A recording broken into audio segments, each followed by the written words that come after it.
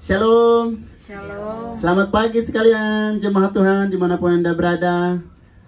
Baiklah, pada minggu yang hari yang ketujuh ini, pada tanggal yang 16 kita terus memuji dan membesarkan nama Tuhan. Baiklah jemaat Tuhan yang diberkati dalam Tuhan kita Yesus Kristus, di pagi yang spesial, di pagi yang luar biasa, terus kita semangat untuk memuji dan memuliakan nama Tuhan. Sebab gereja yang sesungguhnya, ibadah yang sesungguhnya dalam diri kita masing-masing. Jangan takut dalam situasi apapun. Kita mengangkat pujian pembukaan yang berkata, terpujilah Allah.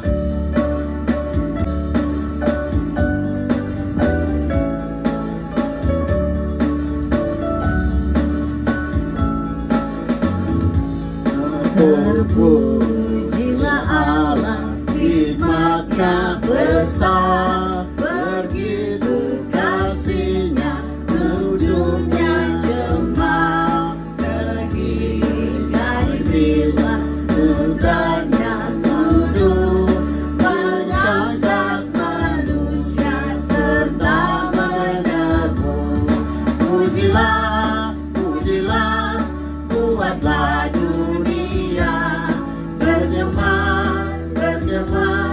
mendengar suaranya, datang pada Allah demi putranya, dipuji padanya sebab hikmat-Nya.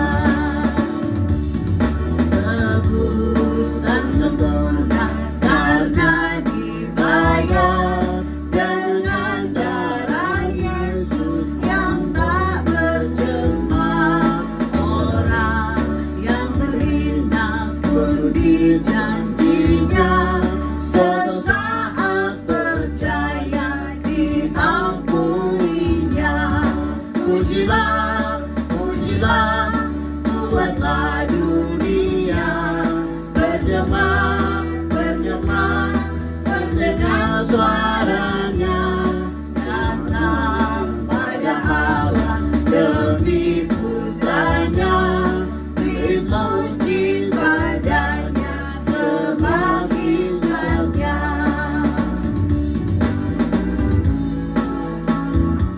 Oke, puji Tuhan. Kita sebelum menjauh ke dalam, mari kami bersatu dalam doa. Doa mulai. Selamat pagi Bapa, selamat pagi Tuhan Yesus. Kami bersyukur di pagi yang Engkau anugerahkan, di pagi yang Engkau beri kesempatan bagi umat-Mu untuk memuji dan besarkan nama-Mu. Kesempatan pagi ini Tuhan, kami siapkan hati dan pikiran kita untuk mendengarkan sebuah puji-pujian yang kami lakukan. Ya Bapa, kami bersyukur penyertaan-Mu kami bisa rasakan di momen yang istimewa ini. Di momen yang begitu luar biasa kami rasakan di semua umat Kristiani. Tapi Tuhan, kami bersyukur Tuhan selalu berikan yang terbaik buat kami. Yaitu Tuhan, kami tidak akan membalas segala sesuatu yang kebaikan dalam diri kami, tetapi kami hanya terus memuji dan membesarkan nama hari yang ketujuh ini. Tuhan, Kau kuduskan terus semua rangkaian ibadah ini Tuhan. Segala manifestasi yang kami ganggu konsentrasi ibadah ini, kami hanya jauhkan dan patahkan hanya di dalam nama Yesus Kristus. Biarlah jemaat Tuhan Engkau terus berkati. Mereka menyiapkan hati dan pikiran mereka untuk memuji dan membesarkan nama-Mu. Di pagi ini Engkau terus bekerja, Engkau terus mengurapi dalam setiap hidup mereka masing-masing. Disebabkan kami menyadari bahwa situasi yang kami pikirkan di pandemi COVID-19 ini, tetapi Tuhan, kami tidak mempersoalkan hal itu Tuhan. Sebab kami menyadari bahwa memiliki Tuhan yang luar biasa, selalu bekerja dalam situasi apapun. Oleh sebab itu Tuhan, di pagi hari ini kami sebagai umat-Mu, kami sebagai anak-Mu, terus memuji dan membesarkan nama-Mu Bapa. Biarlah ibadah ini dari awal pertengahan semuanya kami menyerahkan ke dalam tangan-Mu. Engkau terus memberkati Bapa. Hamba berdoa juga ke pemain musik, hamba berdoa juga semua elemen hamba dalam ibadah ini Tuhan, untuk memberitakan firman Tuhan juga Bapa. Engkau terus berkati Tuhan, sebab Engkaulah yang sungguh baik. Kebaikan-Mu kami selalu merasakan di setiap hidup kami. Dan terbuktinya Bapa, kebaikan-Mu kami bisa bergunakan. Dan Engkau berikan yang terbaik buat kami Tuhan. Oleh sebab itu kami bersyukur Tuhan di pagi ini. Hanya kami berdoa di dalam nama Yesus Kristus. Haleluya, amin. Oke, puji Tuhan. Masih semangat jemaat Tuhan dimanapun Anda berada. Baiklah, kita terus memuji dan membesarkan nama Tuhan. Jangan takut. Tuhan selalu ada setia buat kami. Jangan ragu, kehidupan kita terus memuji dan membesarkan nama Tuhan. Sebab Tuhan tuh mata Tuhan dalam segala tempat, mengawasi orang jahat dan orang baik. Situasi yang kami tidak merasakan dan keadaan yang begitu manifestasi orang jahat mengganggu, tetap terus melawan terus memuji dan membesarkan nama Tuhan. Ada satu sobatku, puji Tuhan, jemaat Tuhan bangkit berdiri, kita mengangkat pujian bersama-sama dengan pujian yang semangat. Ada satu sobatku. Ada satu sobatku yang setia, tak pernah dia tinggalkan diriku. Di waktu aku susah, waktuku sendirian, dia selalu menemani diriku. Namanya siapa? Namanya Yesus, namanya Yesus, nama Yesus yang menghibur hatiku. Haleluya. Namanya Yesus, namanya Yesus, nama Yesus yang menghibur hatiku. Haleluya. Betapa baiknya Tuhan. Betapa baiknya Engkau Tuhan, kasih-Mu tiada berkesudahan. Betapa mulia kasih-Mu Yesus, jiwaku diselamatkan. Hosana ku memuji Tuhan, Hosana ku tinggikan Yesus. Hosana, Hosana, Hosana. Haleluya. Baik, terima kasih jemaat Tuhan yang sudah memuji dan memuliakan nama Tuhan di pagi ini. Baik, puji Tuhan. Tiba saatnya kami siapkan hati dan pikiran kita untuk mendengarkan firman Tuhan yang akan disampaikan oleh Pendeta Ibu Juliet Minkit, Sarjana Teologia. Kita memuji dan membesarkan nama Tuhan terus. Dengan akhir pujian ini kepada Ibu untuk memberitakan firman Tuhan, dipersilakan. Dan terus sebelum Ibu ambil bagian, kita terus memuji Tuhan, nyatakan dengan sayap. Baiklah jemaat Tuhan, dimanapun berada, kita terus siapkan hati dan pikiran kita untuk mendengarkan firman Tuhan yang akan dilewati oleh Ibu Pendeta. Dan sebelum Ibu ambil dalam persiapan, kita terus menaikkan puji-pujian.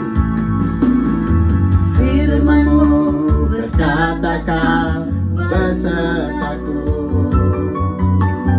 bahkan kuat roh dan jiwaku. Tangan-Mu Tuhan selalu ku nantikan, di setiap langkahku ku percaya. Firman-Mu berkatakan besertaku, maka kuat roh dan jiwaku. Tangan-Mu Tuhan selalu ku nantikan, di setiap langkahku percaya. Dengan sayap-Mu ku akan terbang tinggi, di tempat badai hidup ku tak menyerah. Kau kekuatan dan perlindungan bagiku. Pertolongan-Mu di tempat maha tinggi, ku mengangkat tangan-Mu, aku berserah.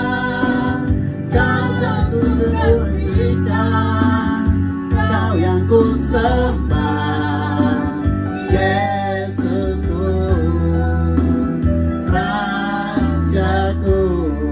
Haleluya.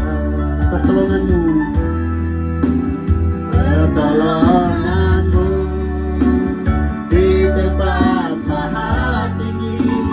Ku mengangkat tanganmu, aku berserah. Kau menggantikan, Kau yang ku sembah, Yesusku, Rajaku. Shalom, Shalom. sudah dikasih oleh Tuhan. Sebelum kita mendengar firman Tuhan, mari kita tundukkan kepala, kita berdoa. Roh Kudus, Engkau ada di tempat ini.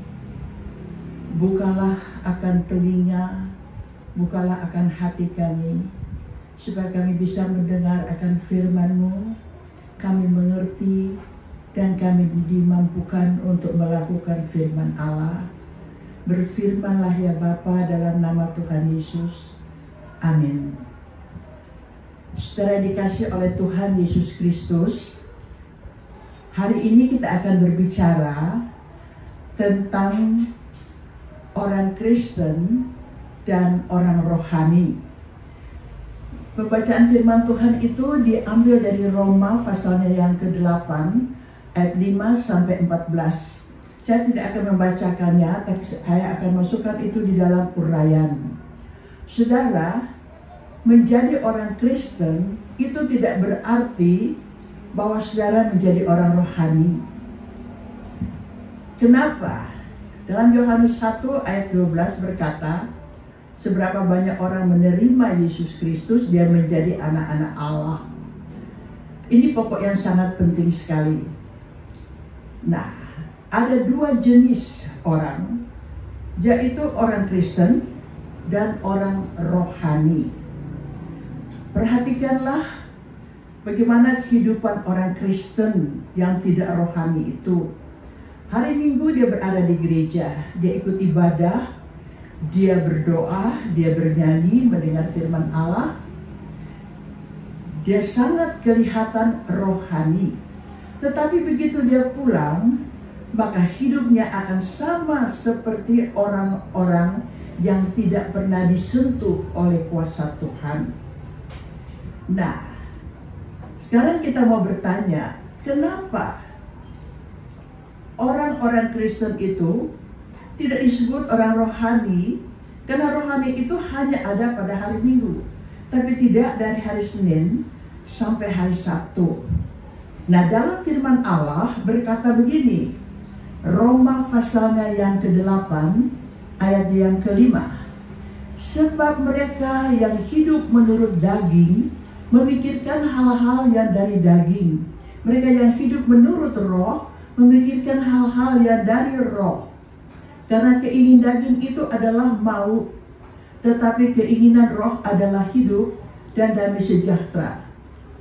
Saudara, orang-orang ini KTP-nya Kristen, beribadah di gereja, tetapi mereka adalah orang-orang yang dikatakan oleh firman Allah, yaitu orang yang hidup menurut daging. Bagaimanakah hidup menurut daging itu? Saudaraku, keluar dari gereja, mereka hidup dalam mabuk-mabuk, mereka hidup di dalam kepahitan, tidak menghormati orang tua. Mereka hidup di dalam kehidupan yang tidak bermoral. Mereka hidup di dalam kepahitan, dendam, kemarahan, tidak dapat mengampuni, dan sebagainya. Nah, kalau kita bertanya, kenapa mereka tidak bertumbuh? Kenapa mereka tidak berbuah? Banyak pendapat yang berkata begini, oleh karena mereka berteman dengan orang-orang yang tidak rohani, lalu mereka hidup menurut budaya, mereka hidup dalam keinginan daging, mereka tertarik dengan sikon dan menjadi sangat egois. Nah, saudara yang dikasih oleh Tuhan Yesus, perhatikanlah apa kata Tuhan tentang orang-orang yang hidup dalam keinginan daging. Ada 3 hal yang dia katakan. Pertama, ayat 7, sebab keinginan daging adalah perseteruan terhadap Allah. Karena ia tidak takluk kepada hukum Allah. Kalau kita hidup dalam keinginan daging terus-menerus, tapi kita orang Kristen, maka kita berada pertama di dalam perseteruan terhadap Allah. Yang kedua dikatakan kita ayat 8, mereka yang hidup dalam daging tidak mungkin berkenan kepada Allah. Tidak berkenan kepada Allah. Dan yang lebih mengerikan adalah ayatnya yang ke-9 bagian akhir. Dikatakan ia bukan milik Kristus. Sementara saya menyampaikan kebenaran firman Allah, izinkan Roh Kudus memeriksa hatimu. Apakah engkau orang Kristen atau orang rohani? Sebab kalau engkau hanya Kristen dan hidup dalam keinginan daging, maka 3 hal ini akan berlaku kepadamu. Pertama, engkau akan berada dalam perseteruan dengan Allah. Kedua, engkau tidak mungkin berkenan kepada Allah. Dan yang ketiga dikatakan engkau bukan milik Kristus. Dan kalau engkau bukan milik Kristus, engkau milik siapa? Izinkan Roh Kudus menjamah hatimu supaya engkau datang kepada Tuhan menjadi orang yang rohani. Lalu kemudian firman Allah begini, dikatakan oleh firman Allah, bagaimanakah, kenapa dia tidak bisa menjadi rohani? Lalu dikatakan begini, dia bukan seorang pelaku firman. Dalam Matius 7 ayat 21 dikatakan begini, bukan setiap orang yang berseru-seru kepadaku akan masuk ke dalam kerajaan surga, melainkan dia yang melakukan kehendak Allah, Bapakku yang di surga. Jadi di dalam gereja ada banyak orang yang melayani Tuhan. Mereka datang kepada Tuhan dan berkata, Tuhan, aku sudah mengusir setan, aku sudah melakukan ini dan itu. Tetapi Tuhan katakan, bukan orang berseru kepadaku, tetapi orang yang melakukan kehendak Allah. Mundurlah daripadaku, hai kamu pembuat kejahatan. Karena dalam Matius 7 ayat 16 dikatakan, dari buahnya kamu akan mengenal orang itu. Apakah orang itu milik Allah atau orang bukan milik Allah? Saudara, di dalam Roma pasal 8 ayat 8, mereka hidup dalam daging tidak mungkin berkenan kepada Allah. Tetapi kemudian ada orang rohani. Roma 8 ayat 14. Semua orang yang dipimpin oleh Roh Allah adalah anak Allah. Dalam Efesus 1 ayat 3 sampai 4 dikatakan, ketika kamu percaya, kamu dimeteraikan dengan Roh Kudus. Dan Roh Kudus adalah jaminan keselamatan. Roh Kudus memimpin orang kepada kebenaran. Jadi perlu sekali kita berada di dalam firman Allah. Lalu kita bertanya, tak kalah kita membaca Alkitab, caranya bagaimana kita menjadi orang rohani? Apa yang harus saya buat? Apakah ini benar atau tidak? Boleh atau tidak? Itu harus menjadi pertanyaan-pertanyaan. Saudaraku yang dikasihi oleh Tuhan, Roh Kudus hadir dalam hidup orang percaya untuk menuntun orang di dalam kebenaran. Di dalam firman Allah dikatakan begini, dalam Mazmur 119 ayat 105, firman itu pelita pada kakiku dan suluh atau jalan, suluh pada jalanku. Jadi firman Allah itu harus menjadi segala-galanya. Lalu Tuhan katakan, engkau adalah pelaku firman. Tuhan berkata begini kepada setiap orang yang datang kepadanya, seperti dia berkata kepada Kain, lihat dosa ada di depanmu, kamu harus berkuasa atasnya. Jadi ada kuasa tak kala Roh Kudus hadir dalam hidup orang percaya, dan kita dapat menolak dosa itu karena firman Allah ada dalam diri kita. Dengan apakah seorang muda mempertahankan kelakuannya bersih kecuali memeliharanya dengan firman Allah? Nah, biarlah firman Allah menerangi hidup kita. Saudaraku yang dikasihi oleh Tuhan Yesus Kristus, Mazmur 23 ayat 3 dikatakan, Yesus, Ia gembala yang baik, menuntun aku di jalan yang benar. Ketaatan kepada firman Allah inilah yang menjadikan orang-orang Kristen rohani itu dapat menjadi saksi di tengah situasi negara yang begini sulit, bahkan di seluruh dunia begitu mencekam, ekonomi yang hancur, ketakutan-ketakutan yang melanda, kematian yang mengintai. Betapa perlu kita orang rohani berdiri tegak dan menjadi berkat bagi orang lain. Tetapi yang terjadi adalah sebaliknya. Orang-orang yang dengan keinginan daging memakai kesempatan ini untuk tidak menjadi berkat dan membawa orang untuk hidup tenang datang kepada Tuhan. Saudara, perhatikan apa janji firman Allah dalam Mazmur pasal 1 ayat 2 sampai 3. Tuhan berkata begini, orang yang ditanam di tepi aliran air, dia akan berbuah pada masanya. Dan kemudian janji ayat yang ketiga Tuhan katakan, jikalau kita merenungkan firman Allah itu siang dan malam, maka apa saja yang kita sentuh dengan tangan kita, Tuhan buat berhasil.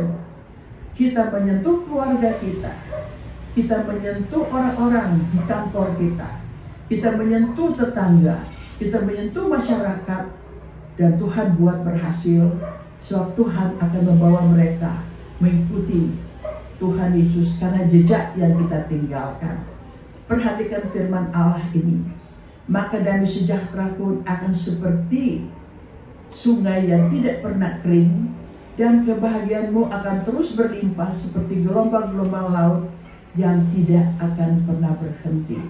Saya mengajak di dalam khotbah ini, saudara yang hidup dalam kedagingan, berbaliklah kepada Tuhan, buka hatimu dan katakan, Tuhan Yesus, ampuni saya, masuklah dalam hatiku dan ampuni dosaku. Aku mau hidup menjadi orang rohani dan tidak akan terikat terus-menerus dengan kedagingan. Aku mau maju menjadi orang rohani untuk bawa berkat di tengah masyarakat, di tengah bangsa, di tengah dunia yang sedang mengalami goncangan ini. Tuhan memberkati saudara. Mari kita berdoa.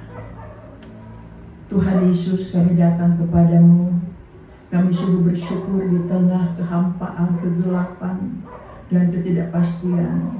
Kami masih dipanggil oleh Tuhan untuk menjadi sahabat Allah, menyaksikan kepada dunia ini bahwa mereka punya pertolongan di dalam Tuhan Yesus. Kami mengucap syukur kepadamu Tuhan, karena Engkau hadir dan Engkau maha tahu, Engkau tahu setiap pergumulan, baik kami pribadi, keluarga, dan bangsa kami. Kami mau menyerahkan pemerintah kami dalam tangan Tuhan, dengan seluruh pejabat, seluruh gereja Tuhan. Kami mohon supaya Tuhan menolong mereka.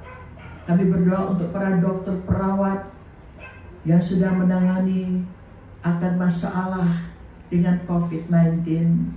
Tuhan, Engkau jamah mereka, beri kesehatan, perlindungan khusus dari Tuhan, sehingga pada waktu mereka menjamah orang-orang, kuasa Tuhan berlaku. Kami berdoa supaya kesembuhan itu menjadi sangat-sangat kuat di Indonesia. Kami berdoa khusus untuk Sulawesi Utara yang hari ini begitu diserang oleh corona. Kami minta supaya Tuhan menolong, Tuhan memberi kekuatan kepada semua aparat, Tuhan memberi kekuatan kepada seluruh petugas untuk bahu-membahu menangani akan corona. Kami berdoa supaya masyarakat akan menjadi tenang, dan kami berdoa supaya banyak orang-orang Kristen rohani akan keluar dan menjadi berkat bagi masyarakat yang sedang berada di dalam ketidakpastian ini. Berkatilah kami semua Bapa, berkatilah keluarga kami, berkatilah bangsa negara kami, berkati pemerintah kami, berkati presiden kami. Tuhan, satukan hati kami untuk bersama-sama mengangkat tangan kepadamu untuk memohon berkat Tuhan untuk pemulihan di Indonesia. terpujilah nama-Mu. Kami mengucap syukur Engkau mendengar doa kami yang kami panjatkan dalam nama Tuhan Yesus. Amin. Saudara, terimalah berkat Tuhan. Yesus Gembala yang agung, Dia mengendengkan tangannya dan memimpin keluar masuk-Mu mulai saat ini sampai selama-lamanya. Haleluya. Amin. Shalom. Puji Tuhan, kita telah diberkati lewat ibadah pada pagi hari ini. Terima kasih Ibu Pendeta Yulit Mingki Tanjaya, Sarjana Teologi, telah menyampaikan firman Tuhan bagi kita sekalian, dan Yunius Kogoya telah menjadi WL, serta Ibu Rosalina Igir Mamahit, Sarjana Teologi, telah berperan menjadi singers, serta Pinkan Ana Ferdinand Tumilaar telah merekam acara ini, sehingga acara ibadah pada pagi hari ini telah berlangsung dengan baik. Puji Tuhan, mari kita tetap berdoa agar supaya dalam waktu yang tidak terlalu lama kita boleh beribadah konvensional kembali. Dan minggu depan tanggal 23 Agustus jam 6.30 Gereja Kemah Injil Indonesia Jemaat Misi masih tetap beribadah secara online. Kita berdoa terus untuk pemerintah, pimpinan agama, pimpinan gereja, Tentara Nasional Indonesia, Polri, serta para pekerja di perhubungan darat, udara, dan laut dalam upaya kerja keras mereka untuk menghentikan penyebaran virus corona ini boleh berhasil dengan baik. Kita berdoa terus untuk para dokter, perawat, dan tenaga-tenaga kesehatan lainnya dalam upaya kerja keras mereka menyembuhkan saudara-saudara kita yang telah terkena dengan virus corona ini, agar dalam waktu yang tidak terlalu lama mereka boleh berhasil, serta mereka tetap berada dalam perlindungan Tuhan dari serangan virus ini. Kita berdoa terus untuk masyarakat yang ada di sekitar kita, agar mereka tidak terlalu tenggelam dalam kekecewaan, kekhawatiran, namun mereka tetap mengikuti petunjuk-petunjuk pemerintah berkaitan dengan pandemi ini. Yang pertama, dimanapun saudara-saudara berada, harap pakai masker. Harap pakai masker, dan andai kata saudara-saudara keluar rumah dalam keadaan-keadaan yang sangat darurat, sangat penting sekali, dan hindari kerumunan lebih dari 5 orang.